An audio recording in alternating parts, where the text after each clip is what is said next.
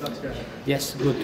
That's good to have this meeting in presential with the colleagues of the most important democracies in the world. It has been a very fruitful and interesting debate. We have been covering all the issues on the today world's the most important problems that we are facing. And I think that we need a coordinated, a stronger answer to democracies, to the problems coming from Sahel, to the relations with China, with Russia, the problems in Ethiopia, Somalia. It has really been a total horizon about the world problems. Have there been any specific areas of progress today? Well, in my case, I had the opportunity to talk with my colleagues about the situation of the negotiations of the JCPOA, the nuclear deal with Iran, sharing with Secretary of State Blinken the situation of these negotiations, which are difficult, but going on.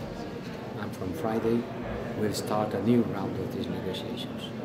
Also, I had the opportunity to talk about the situation in Ethiopia and Somalia, the Horn of Africa, where the situation is gloomy, difficult. But we hope Libya is a good news. The ceasefire is still lasting, and I think that we can be optimistic about the situation. So you see, in general terms, things are not going better, but there are some places, Iran can be one of them, Libya another, where we can have a certain hope that things will improve. How important is it that you are all here in person? How much difference does that make to doing something on video conference? You know, in video conference, you just read a paper. There is no interactivity. There is no body-to-body touch. There is no the possibility of arranging bilaterals that the one that I'm going to have today immediately after.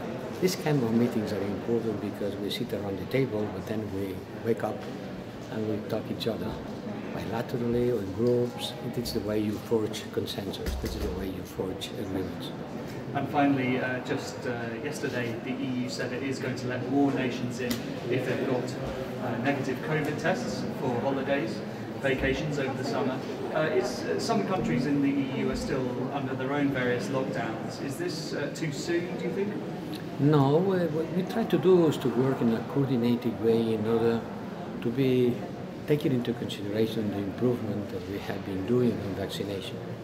Everybody that can show to be vaccinated with the vaccine being authorized by the European institutions can be granted free entrance.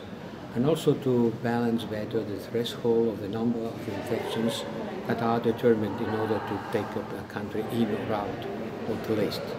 To be more flexible, to take into consideration the progress that we have been making, all of us together, on the process of vaccination of our people.